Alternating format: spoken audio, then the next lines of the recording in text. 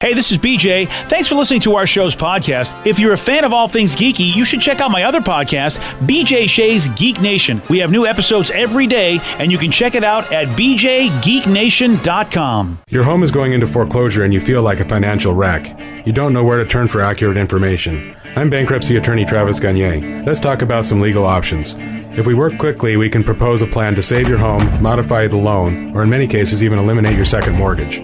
The consultation is free. I've helped hundreds of people just like you make informed decisions about whether to save their home or exit it on a reasonable, organized timeline. The chapter you choose sets the tone for the next chapter of your life. Please contact me today at choosetherightchapter.com. That's choosetherightchapter.com. 99.9 KISW, The Rock of Seattle. Listen, man, you love our show. You know you can get it on the Odyssey app, and that means you can listen to it whether we're live, whether you want to listen to one of the podcasts of our show itself, or one of the other podcasts like, Migs versus the World, and what do you got going on over there? The Megacast. Megacast, yep. That's it. Geek Nation. Yeah. The That's Broadcast. Yeah. Oh, yeah. There's a lot of podcasts. And, of course, like I said, there's a daily podcast of this show. So if you don't, if you can't catch every hour of the show that you want to. Like if you miss B. Migs, you can listen to it later. Yeah.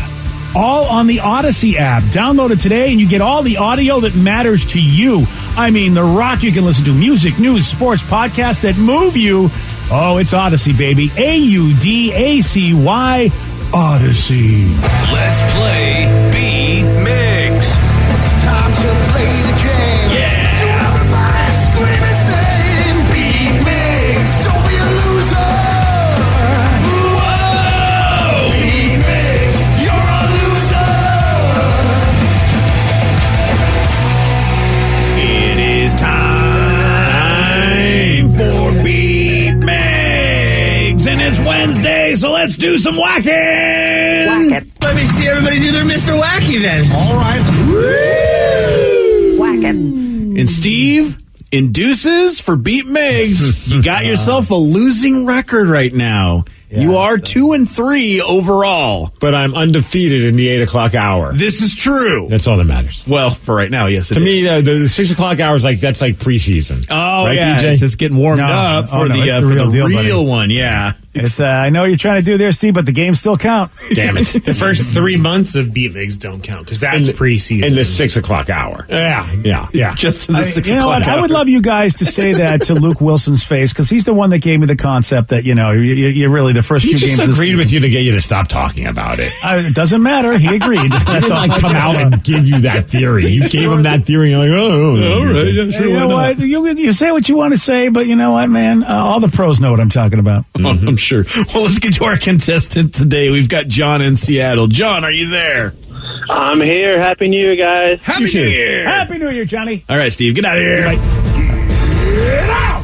For those playing at home, John will have 60 seconds to answer 10 questions. John, you can pass all you want, but you will only get 3 guesses per question. Are you ready? Ready. Who played the title character in the mid-'80s film Ferris Bueller's Day Off? Matthew Broderick. Yes. Martin Luther King Jr. Day is celebrated in which month? January. Yes. What 2 states share a border with Florida?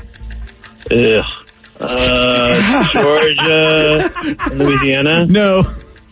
Pass. Tom Cruise's breakout role was in which 1983 coming-of-age comedy? Risky Business. Yes. How many milliliters are in 1 liter? Ooh, 16. No. Pass. Who was President George Washington's Secretary of State? Ooh, Thomas Jefferson. Yes. Arthur Miller wrote the play Death of a what? Salesman. Yes. What is the common name for hydrogen hydroxide? Bleach. No. Pass. How many sides does a pentagon have? 8. No. 5. Yes. The energy drink Red Bull was first introduced in what decade? 80s? 90s? Yeah, 80s, yes. 1, 2, 3, 4, 5, 6, 7, correct. All right, not a bad showing. We'll see how Stevie does over here. Yeah, the 8 o'clock hour could be another losing one for Steve here. I'm getting the song ready. Hold on, let me get that ready. Oh, well, right don't here. jinx yourself at that point. I If feel you put good. the song before the score, you're not going to come out good or anything like that. I don't know. Oh, look at that. That's an adage. I Let's almost add that. had it there. I almost had it, and then it kind of fell off at the end there. There's a parable right there for you, kids. Steve? Yes, sir. You're back. Are you ready? Yes! Yes! Who played the title character in the mid-'80s film Ferris Bueller's Day Off? Matthew Broderick. Yes. Martin Luther King Jr. Day is celebrated in which month? That would be in January. Yes. What two states share a border with Florida? I'll go with Wyoming and Virginia. No. Close. Arkansas and Alabama. No. Texas and Washington. No. Tom Cruise's breakout role was in which 1983 coming-of-age comedy? Risky Business. Yes. How many milliliters are in 1 liter? 100. No. 1,000. Yes. Who was President George Washington's Secretary of State? John Quincy Adams? No. Thomas Jefferson. Yes. Arthur Miller wrote the play Death of a what? Smoochie. No. Oh, salesman. Yes. What is the common name for hydrogen hydroxide? Water hydroxide. No. Vinegar. No. Bleach. No. 1, 2, 3, 4, 5, 6.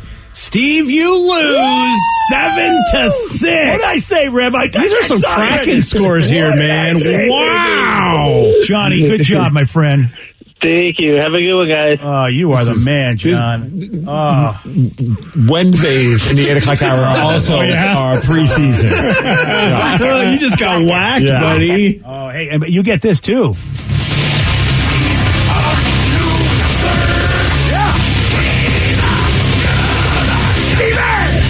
Shut it.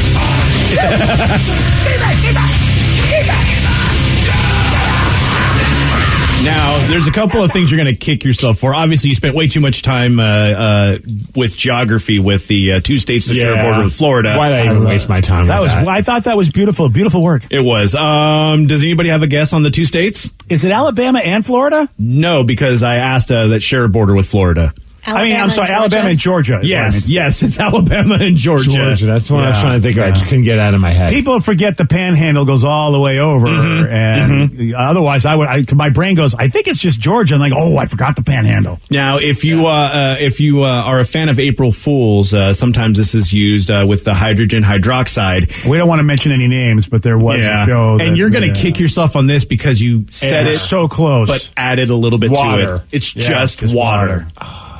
Yeah, that was the swan song for a particular show when they did that April Fool's joke, and I was like, okay. And I don't think we ever heard from them again. And then there was 2 questions you didn't even get to, which were kind of easy. How many sides does a pentagon have? 5. That would have gotten you the tie there. Good job, Steve. And then the energy drink Red Bull was first introduced in what decade? Oh, you could have done this. 80s. Yep. You could have got yourself a win there. You could have. That's what I'm saying, man. Wednesdays, they just don't matter. Dude, you let in a couple of soft goals. I definitely Grubauered it. Those reciprocal goals there. Sorry for your loss, buddy. You sound it. Yeah. I'm not sorry for your loss. I really think that, your whacking today was perfect. Someone said that Risky Business was a comedy, ? Wasn't it a comedy? Yeah. I always thought it was. A comedy. I mean, it was a slow-moving comedy, but that was all movies back in those days. It was kind of like Jerry Maguire. I think Jerry Maguire is listed under comedy, honestly. Yeah. I can believe that. But it's not like laugh-out-loud funny necessarily. It's just lighthearted at times. I don't know. Oh, that's interesting. Jerry Maguire, is that what it's listed as, a comedy, Jerry Maguire? It's a 1983 American teen sex comedy. That's Risky Business. That's Risky Business, not Jerry Maguire. Oh, I thought you said Risky Business. We did. Yeah, okay. Yeah. My brain thought that. Okay. We've bounced around a lot, Vicky. I'm having a hard time. Today's not my day. Just today? It's Wednesday. I'm telling you guys. Wednesdays don't count. I was just, I'm forgetting everything today. Yeah, Jerry Maguire. Yeah, Jerry Maguire is classified as a romantic comedy / drama sports film. A dramedy. Yeah. I think that's where we first heard the word dramedy. I don't know. I could be wrong, but I started hearing the word dramedy because of, and Jerry Maguire was the one that was always brought up to me as, oh, it's a dramedy. I'm like, oh, I get what you did there. Because there was serious stuff and there was some funny stuff. Yeah. Yeah. Show me the dramedy. Yeah, I always just viewed it as a comedy because of the early, all those moments with him in, what was it, what the hell was the... Cuba Gooding Jr. Cuba Gooding Jr., yeah. Yeah. Well, but then there was some serious stuff, too, I mean, with him and what's-her-face, Renee Zellweger. Yeah, but there's also serious stuff in, Forrest Gump, but I see that as a comedy. Really? Really? That's not a comedy. I don't think that is a comedy, Steve. I laughed. I don't. Well, again, I don't know. You know I don't what? want to know which Why am I parts you talking laughed movies at. with Steve? He's doing like the dance with Elvis. No, and science when he's and movies running the football. When he's I grunting. feel like And he keeps running and doesn't stop. Yeah, That's that's kind of funny. hilarious. Yeah, okay. I'm not going to talk this. Well, I'm not gonna talk to you. well, you know what? I'm looking at Wiki, and it does say that it's a comedy drama. But on IMDb, it says drama romance. Nobody goes to IMDb anymore. Yeah, let's go to Wikipedia where it's 100% reliable. Yeah, Pretty okay. much. Alrighty. I'm just not going to go to. Pretty much. I'm not going to Steve. Is what I'm saying when we're talking movies. Okay, movies and science. I'm not going to Steve. Just saying.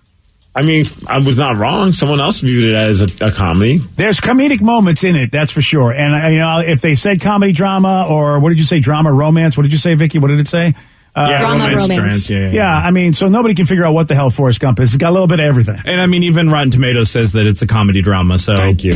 Whatever. All right, It's it's a whatever. comedy. It's whatever you want it to be. If it makes you laugh, it's a comedy, man. All right, listen, you know, And not like in a weird like serial killer way where you're like, haha, you know, I mean, like there's funny moments. I feel like that. I would like a movie that can make me laugh in a similar way. What do you got for me? Silence of the Lambs. Yeah, there you go. Good call. Yeah, if you're laughing at that, that's comedy. Yeah, Was it Army of Darkness?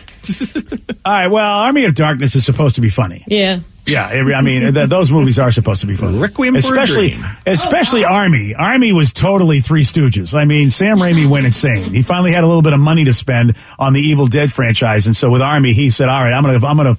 I mean, he even had Three Stooges moves in it with the skeletons, so it was just like. Do you ever go like on demand or on like your Netflix thing and you click on like comedies and then they'll have like some random in there and you're like, how are they viewing this as a comedy? Yeah. It's so crazy how that sometimes happens though. You know what? It's funny you bring that. I never do stuff like that. I never go browse, so I don't even know what you're talking about. Really? Oh, yeah, because I always know what I want to watch. I never browse for something. Oh, I wonder what this is.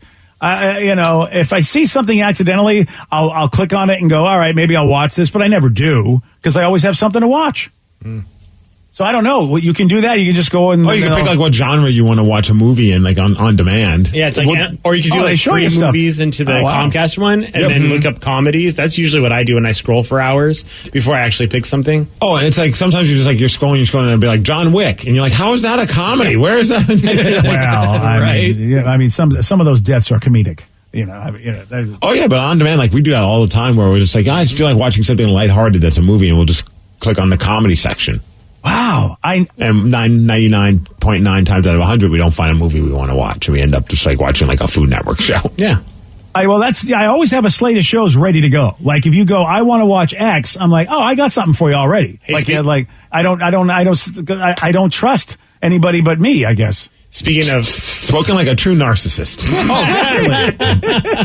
I am not going to randomly let the TV pick for me because I've been disappointed so much. So it's like I've already got a slate of shows. I know what I'm doing. I'm not clicking a button where I just pick something randomly. Like I'm scrolling through to find that movie. That's what I'm saying. But I already know. Like that's why I don't browse. It's really foreign to me. But you know what? I'm the weirdo because you guys all browse. Yeah, you are. That's how we found out it was a Christmas movie we just watched during the holiday season. I don't know if I've ever watched it, and if I did, I didn't remember any of it, and it was super fun. And speaking of Matthew Broderick, is what got me thinking about it. Do you guys remember Deck the Halls with him and Danny DeVito? Yeah. No. I have no idea about this movie. I say awesome movie in the context of it being a Christmas movie. All right. Okay. You know what I mean? So on the scale of what? Yeah, you watch Rudolph. Compared to other Christmas movies we know, Bad Santa to me is an awesome Christmas movie. It's not the Santa Claus, but it's entertaining. Yeah, that's not a good example because the Santa Claus is not that great to me. Santa Claus is the #1 Christmas movie. Oh, please. It's so undeserving. Vicky, what's it getting on Rotten Tomatoes? The Danny DeVito one. I know. I can tell by Vicky's look. Steve, oh, my God. I should say that we had this on VHS, and I loved it when I was younger, but it got a 6% on Tomato Meter and 30% audience score. It was unbelievable. Steve, it was nominated for 3 Golden Raspberry Awards, including Worst Excuse for Family Entertainment, Worst Supporting Actor Danny DeVito, and Worst Supporting Actress with Kristen Chenoweth. They were all great in this movie. My brain can't understand how somebody with amazing musical taste is so bad at this. when it comes to movies. It is unbelievable. Every time you go, hey, check this out, 6%. And it's literally a box office failure. It didn't make. I don't care. I'm no sheep, man. I'm a lion sheep, when it comes to watching these movies. You're not. Don't even call yourself a sheep. You don't even qualify to be a sheep. You're not even allowed in the barn. I mean, hey, Fred Armisen's in this. Yes, it's just a who's who. I don't see Fred Armisen actually touting this as one of the movies he was in. It's a Christmas movie. It's not like I'm not telling you that this is a movie you should watch. Fat Man was also a Christmas movie that somebody recommended to me, and it was horrific. Oh, that was the one with Mel Gibson? Oh, God, it was so bad. It sounds about right. Oh, God. I mean, literally. I don't know if we talked about this. Dude, somebody recommended this to my wife, and my wife doesn't like violent things. I mean, spoiler alert, Santa gets shot in the face in this movie. Oh, it did not happen in Dr. Halls. No, I mean, I'm watching Fat Man, and I'm like, okay, where's this going to go? Because somebody's trying to kill Santa, and they literally, I mean, it is a headshot, and they show him on the ground bleeding to death after he gets shot in the head. And we're all looking at each other. It's Christmas Eve. I'm like, look, my wife, I go, your friend is a whack job. Who would recommend this movie for Christmas? That does seem kind of odd. Yeah, it was okay. You should have watched Deck the Halls. It's a great holiday you're right. I should have watched that movie. Yeah, that's what I should have watched. I keep hoping for a text to come in saying, you're right. Oh, yeah, I love Deck the Halls from Becky in Tacoma. Becky, you know what's up. Thank you. Oh, Becky, please. Bet she has good hair. She needs to go see somebody. Becky, go see a professional. Fat Man got 45% on the tomato meter, but 84% on the audience score. Boom. Okay, the audience is insane. That movie is I mean, Mel Gibson? Yeah. Yeah, Mel Gibson plays Santa, and Walton Goggins, who I love, and a lot of folks know Walton from Justified, and he was also like the corporate bad guy in Ant-Man. Still, I mean, this is bad. I mean, it had moments where it was funny, where you go, oh, this is like funny black dark comedy kind of a thing. But I'm sorry, I don't want to see Santa get a headshot and then just see him on the ground bleeding to death. I just don't want to see that. This was a weird scene from the movie when Santa was talking to Rudolph. That was Steve, that wasn't the most disturbing part. Because you deserve it, Santa.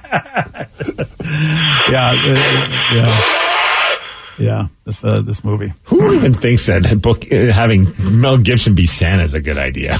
Well, Hollywood. Yeah. I mean, really, when you think, this is after Mel's problem, so it's hard for him to really, get roles. Well, I guess this isn't really meant to be like a feel-good Santa Claus movie. No, it doesn't sound like it at all. I mean, yeah. But look, I mean, if Vicky said 80% of the people liked it, I'm sorry, I don't know.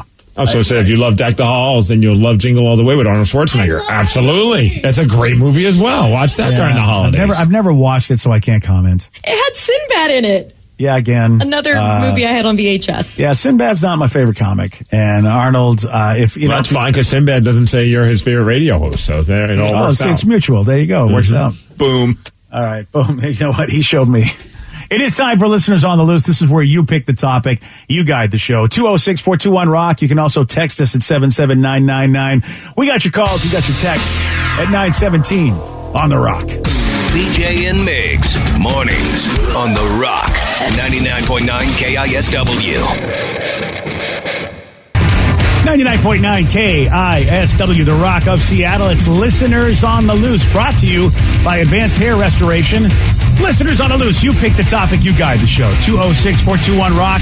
Text us at 77999. Be heard, but make sure that you be heard the way Steve wants you to. Yeah, just show some energy and bring it, BJ. Otherwise, we're going to have to gong you. And then say goodbye. Goodbye, old friend. 206-421-ROCK. Text us at 77999. Someone just texted in about Deck the Hall, saying that was a great Christmas movie. BJ is completely wrong.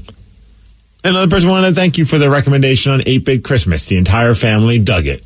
Oh, that's the hit of the year. Everybody who's watched 8-Bit Christmas is just like, wow. And that is a great movie. It is a fun one, man.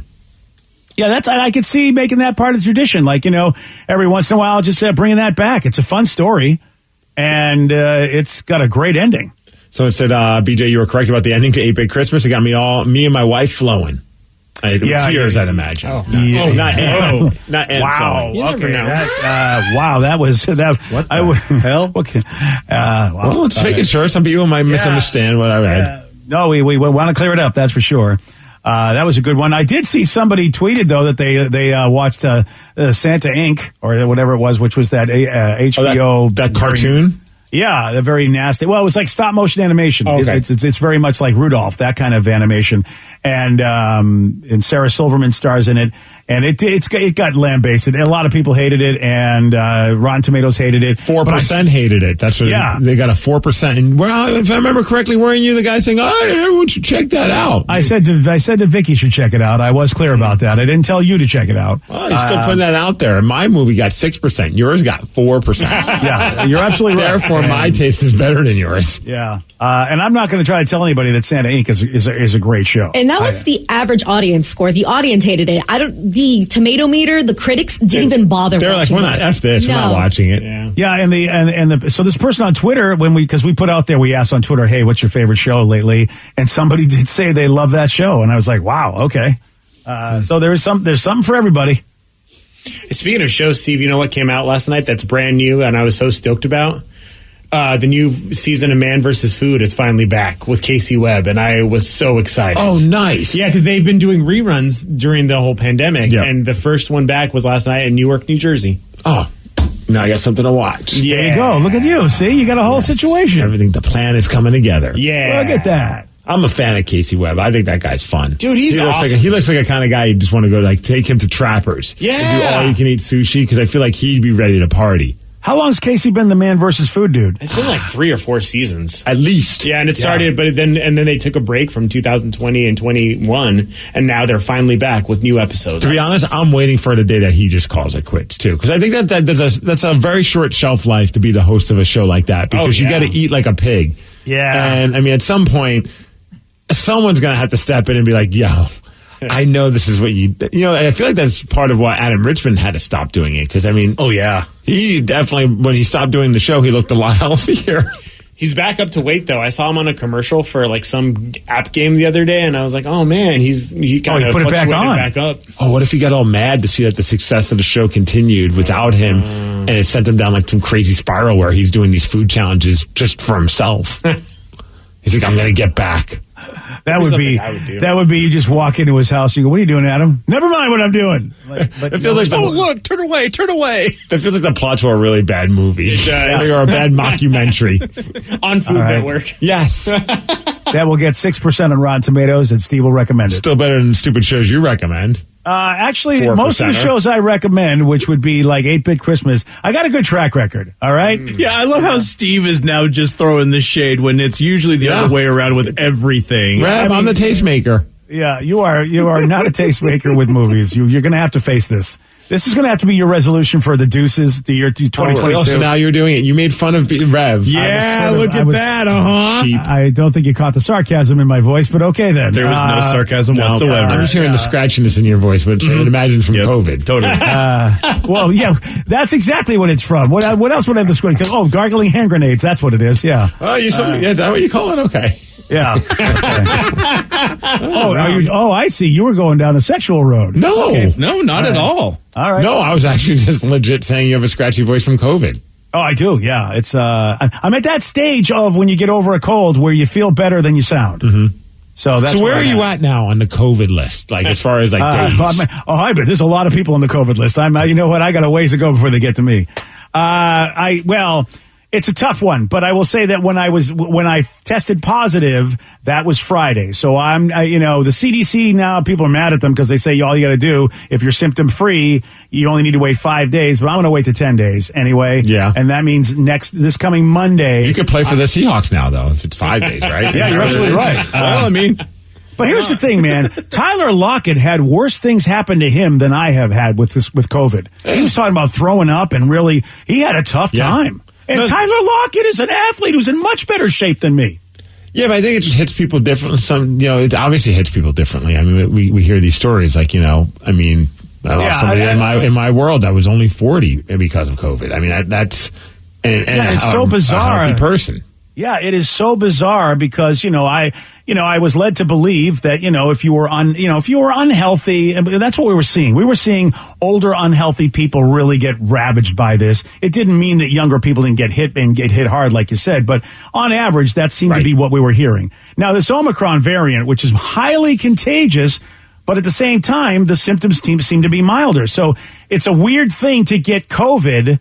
And everyone's my buddy said to me, who's like, he's a guy that does all this, he does all the reading and the research and stuff. And my doctor said the same thing, is that pretty much you're probably going to get the Omicron variant because it's ridiculously contagious. But the symptoms are really very mild. I've had worse colds. You should start trolling Tyler Lockett about it, man. I should, man. Like, yo, man, what the hell? Challenge him to a fight. I still showed up to work, you baby. Yeah, sir, you had to miss a game. Here I am. Yeah. Here I am. Didn't miss doing one my game. Thing. Yeah. He threw up, man. I don't like throwing up. I was like, when I read that, because I was reading the Tyler Lockett story right after I tested positive, and I'm like, oh, Tyler, I don't want to hear about this. Is this all going to happen to me? And, knock on wood, it's just been like I have a cold. So you said you just passed the 5-day mark. So trying to think of like when do we hit that 10-dayer? Monday. Monday. Monday is my 10-day. And what are you going to do to celebrate? You gonna run around? I think I'll leave the house probably. It would be nice. Yeah. Naked? Dude, you say smell and taste things. I just got my sense of smell back. Oh, wow. It took forever. And granted, I don't have a very strong sense of smell, but it took me forever before I could even smell a fart. I've heard of some... Yeah, I don't think that's a bad thing, though. I think that everybody... No, because, for the longest time, I was just ripping ass, and I just assumed no one else could smell it because I couldn't, which is obviously very egocentric, but I was like, I can't smell it, so therefore it's not making a smell. Well, now I realize that wasn't necessarily the case. COVID killed the smell of my farts, too, I promise. I've always been sensitive to, making sure I don't smell, and the problem is that I can't smell if I smell.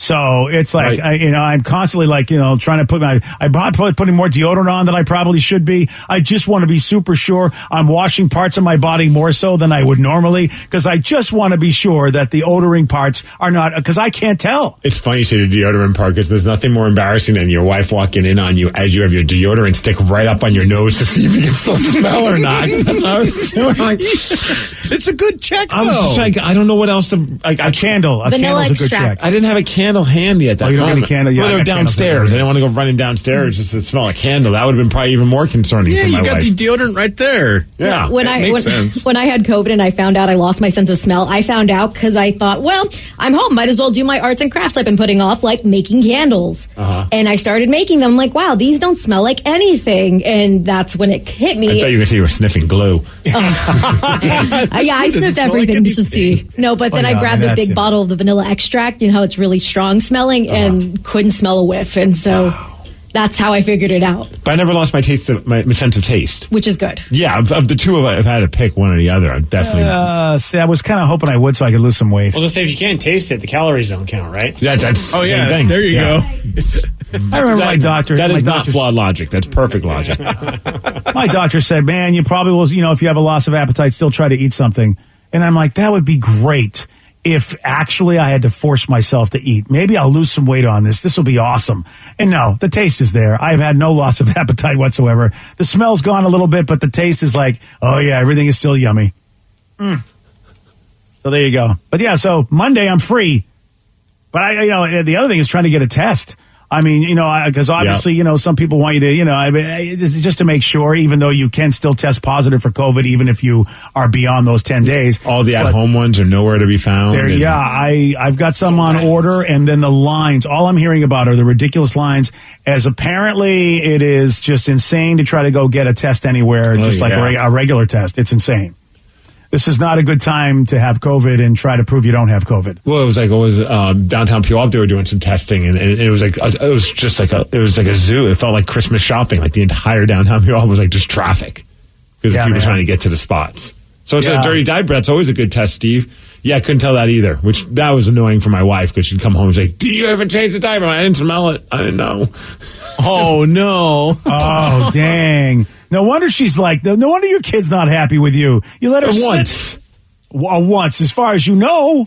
Well, yeah, my wife would let me know if it was more than once. All right, fair enough. That's true. All right. It's not like Tatum's telling me, hey, Dad, Turd City in here. What's going on? Turd City. It is Listeners on the Loose. You pick the topic. You guide the show. Yes. This fine program down to Turd City. 206-421-ROCK. Text us at 77999. More of your calls, more of your texts at 933 on The Rock. BJ and Migs, mornings on The Rock, 99.9 KISW. 99.9 KISW, The Rock of Seattle. It's Listeners on the Loose. You pick the topic, you guide the show. 206-421-ROCK. Text us at 77999. So I just text and say, I know we now knee deep into 2022, or as the Rev would call it, deuces. No, please don't keep this going. I thought it'd be fun to hear what you guys feel was the best part of 2021 for your own personal selves. It ending. Yeah. Wow. Boy. Wait, just like that. What was that, Rev? It ending.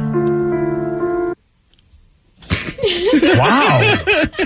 Really? There was nothing about 2021 that you liked at all? Come on, you got your house painted cracking colors I guess. and those cool lights that you have outside your home now. I think, maybe the paint job and just working on the house, finishing out basically the full steampunk bar and making my home studio. Like doing that stuff, I guess, was a good thing. Dude, you got to focus on the positive. You got to get some gratitude in your life, man. I mean, that's good stuff. And you're like, no, dude. All right, that's some pressure's cool on you stuff now, did. BJ. Best thing that happened in 2021 for you. Well, the first thing that shows up is just the ride, the Kraken ride. I mean, the entire year was full of so many Kraken fun moments, and I really felt like we were on the ground floor.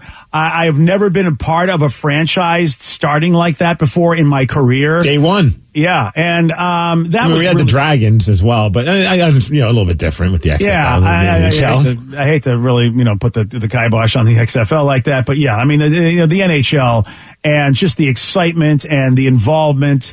And they've been really good to us. They brought us in, and I really feel like I've never said I wish this could be the name of a sports franchise, and it was the name that I wanted. I mean, it's just, it's just nuts. And especially when we were convinced that there was not a chance in hell that it was going to happen. Yeah. I mean, it really was like, of all the names, I felt like it was the ultimate underdog story. And we got to talk to so many people, like when they first got here. It's like as soon as the players were picked, it seemed like the next day we were interviewing one of them. And just the relationship we've had with all, everybody involved, Fitz and John Forsland and JT. I mean, these guys are just, it's been so much fun and everybody's been so cool. I really get a couple W's, man. I heard an interview where one of the guys that writes for ESPN, he interviewed Ron Francis, the general manager, and then even like the ESPN guy was just like, no, because some people are like, this is still like, I know that everyone said it's not going to be like Vegas, not going to be like Vegas. There's a lot of things going on that made Vegas as great as they were. There's a lot of X factors, and we shouldn't get our hopes up. But no one expected things to go this badly. I mean, it's, like they're still close to winning a lot of games, but at the end of the day, their record's not very good. 10 or so wins in 30-something games. Like, it's not where you'd like to be. And the guy was like, point blank, nobody expected the goaltending to be struggling as much as it had. You're absolutely right. This is what really surprises me, and I don't know what that is. But as somebody, especially Grubauer, that you thought that was going to be the one thing that was going to be amazing, and you could really give a break to everything else. Well, like he even says, like the team was built from the goaltending out. Like they expected goaltending's the core, then you get some good defense, and then hopefully you score some goals, but you're going to win some really close games. Well, almost like it flipped. Like we're getting the goals, not every game, but we're scoring goals. Yeah, we are. Defense, goaltending. It's that immediate kickback. It's like we score a goal, and then they score a goal immediately. And it's like, what the hell? But it's wait 15 seconds. Steve has talked about it. It's a head game for goaltenders, and right now it is tough for the goalies. They're both not in a great headspace, I think. I think they'd be the first to admit too, like that they've given up a lot of goals that they probably shouldn't have. And Drieger's been injured a lot, so it's been like, I mean, look, and Joey, whenever, he was never expected to do a whole lot. So, I mean, you can't really fine. and he's doing okay, but I mean, that's your third guy. But he's mostly in Charlotte, so he's not even like really a factor unless one of those guys gets injured. And that's the thing, so really you got this, I kind of was pulling for Joey whenever he was in, like, wow, wouldn't it be great if he became the hot goalie?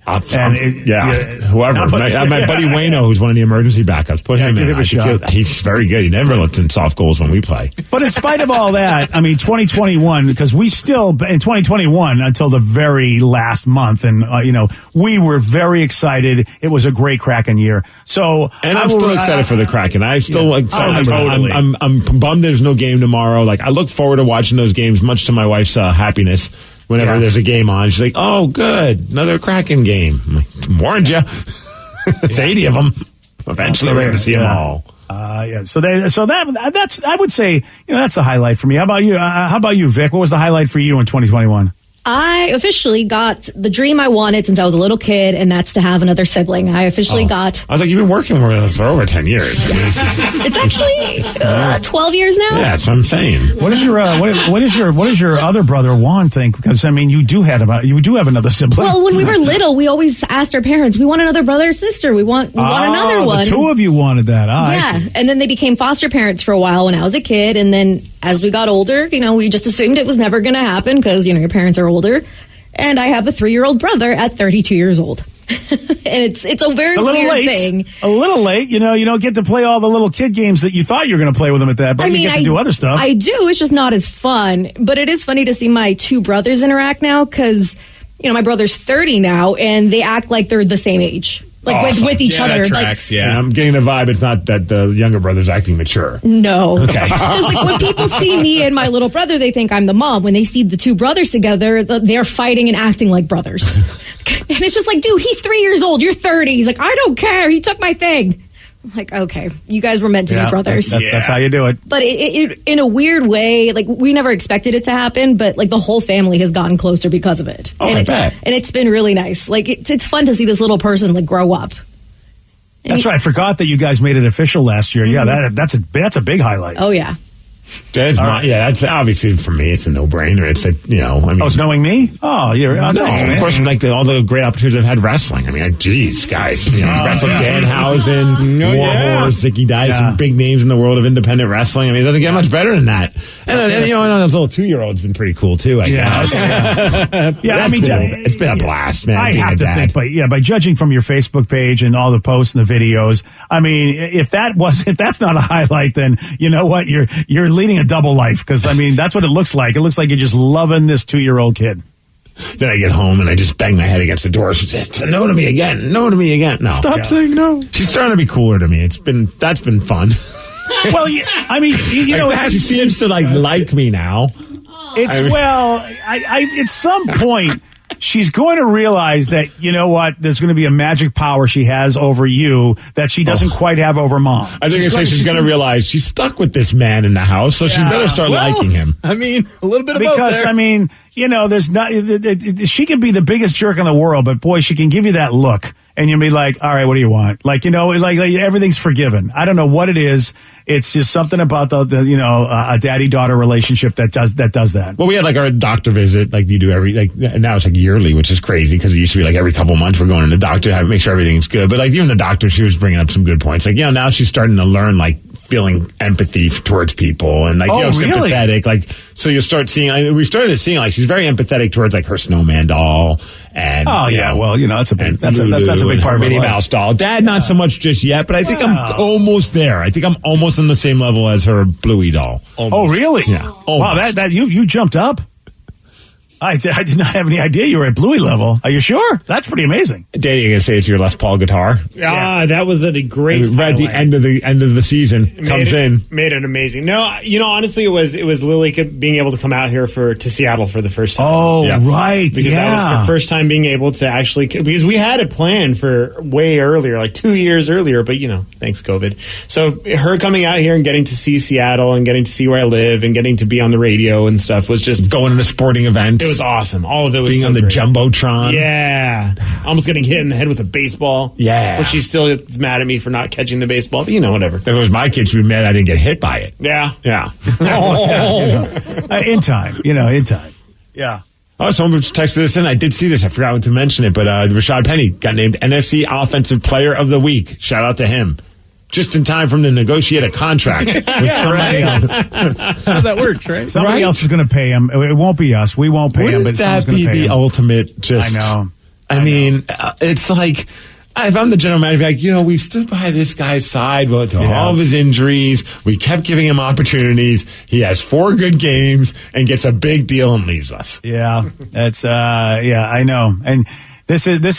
I mean, we are in the kick in the teeth phase of the Seattle Seahawkdom right now. It just feels like everything is going to be a kick in the teeth. This offseason is going to be very interesting.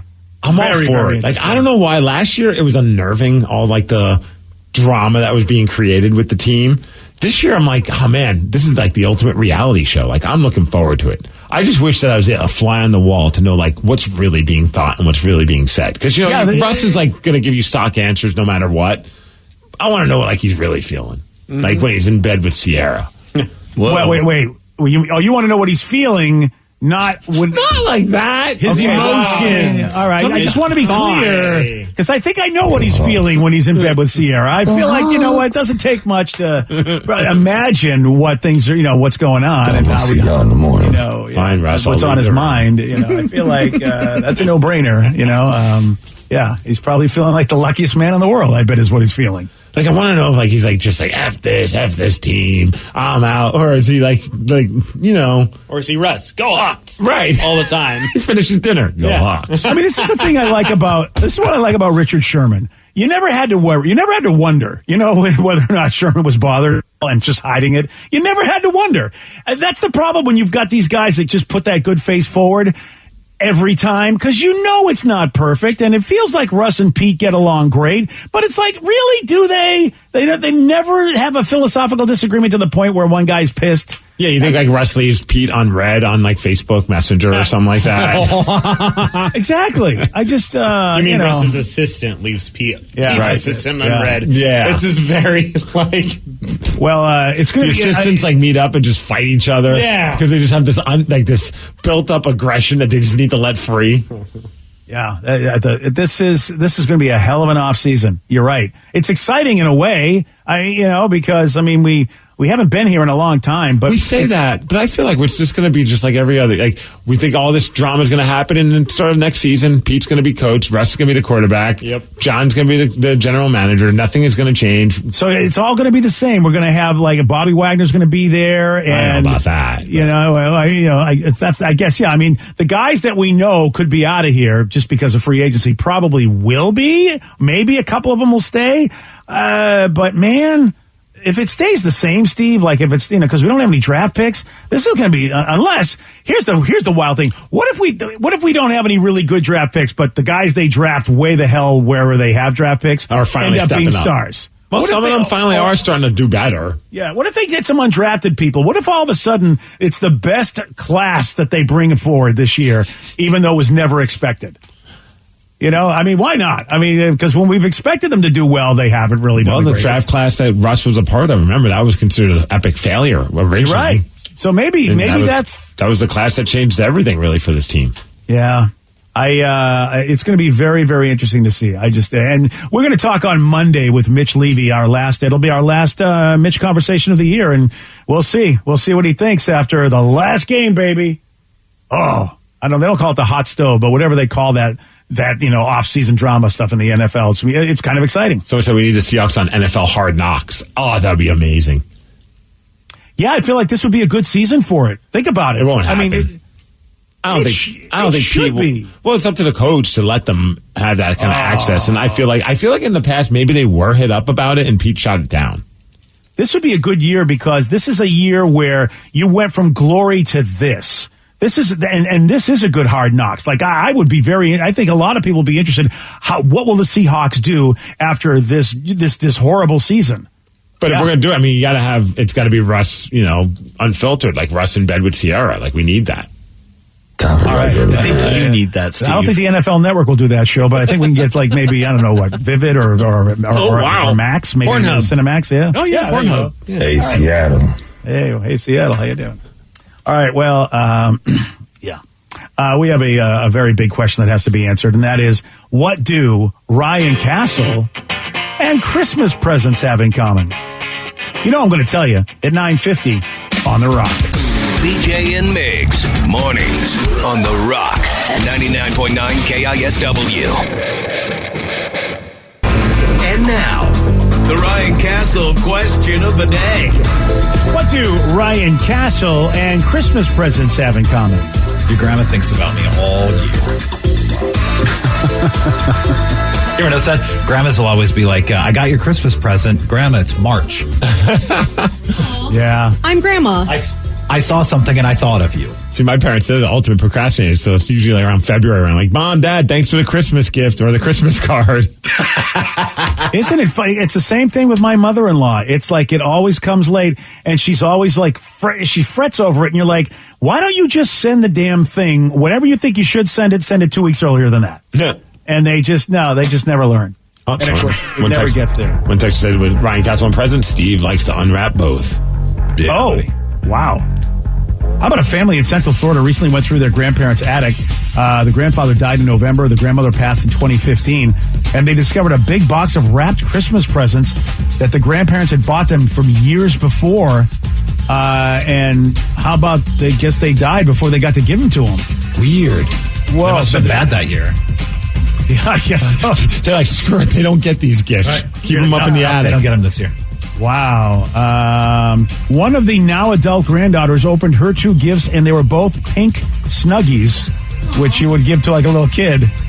How about they had some cash in them? Over 20 years old. That they hit some jackpot with that one. Jeez. Ooh, I got the original Sega finally. Right. Whoa. Ryan Castle, he's up next, and he's got an original 12-pack for you. That's next. BJ and Migs play of the day. Boy, at 40 years old, when they introduced a new controller like that, I couldn't do it. Well, my brain couldn't figure it out. There's a little, with the buttons, I'm really good and adept with the buttons, but at that point now, it's like I have to kind of make sure and like take a break after a while because I played so much Halo that I gave myself hand cramps. Oh. And I feel it was because it was the new controller. Was it Halo? Oh, yeah, it was Halo. It was Halo, you guys. Quote, unquote. Perverts. BJ and Migs, mornings on The Rock, 99.9 KISW. Today's podcast was brought to you by Travis Gagne, bankruptcy attorney. Here's another question from a listener. If I file for bankruptcy, do I have to appear in court? That makes me nervous. Going to court is never something that's easy to do. However, when you file bankruptcy, you usually only have to attend one hearing at the courthouse. Of course, I'll be there with you. And when you go to court, it's not before the judge. It's actually with the trustee or the trustee's attorney. One of the things that's critical in a bankruptcy is that you give your attorney and the court all of your information. You list all of your assets and all of your creditors. That's what we're trading for your discharge, is your true and honest disclosure of your assets and liabilities.